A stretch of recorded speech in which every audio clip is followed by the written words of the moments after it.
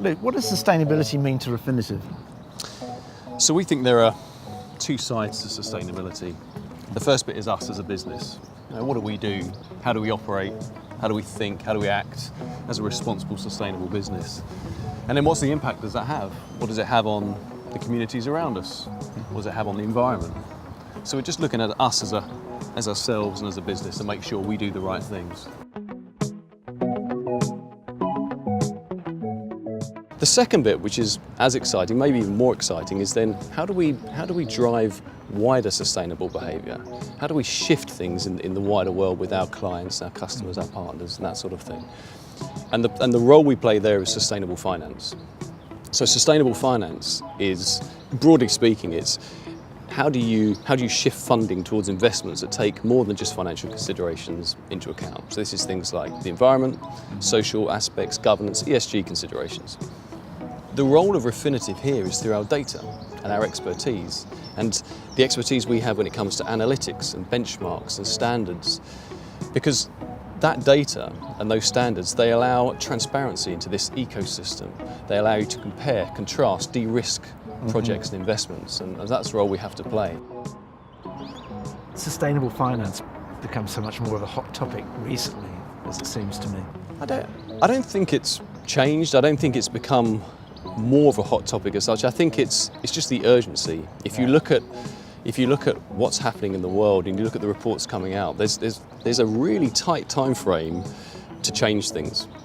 And then if you look at things like the Paris Agreement or the UN Sustainable Development Goals, there are big numbers attached with those. You know, it's estimated that you need $7 trillion per year to hit those targets. And that's, like I say, that's a big number. And yes, that's going to require government intervention, it's going to require policy, it's going to require government funding as well. But that's not going to be enough. We need to mobilise private funding. And so that's what sustainable finance is.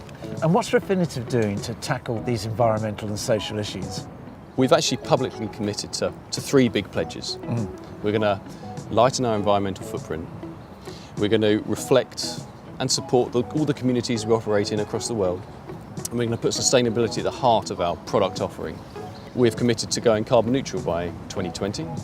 We're going to be powered by 100% renewable energy by 2020. And then in parallel to that, we're going to reduce our own carbon emissions as a business by an average of 10% every year for the next 5 years. If you look at, say, the societal part, we're committing to 40% women in leadership target. And we're going to try and double our investment with our community programs over the next year as well.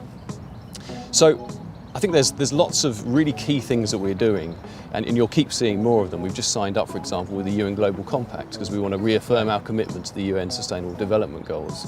And more of these will layer on because it's the power of doing all of these things, aggregating it up. That's where it becomes really meaningful. Last year, as Refinitiv, we launched something called the Sustainable Leadership Agenda. And if you look at what that really means, it means collective actions needed.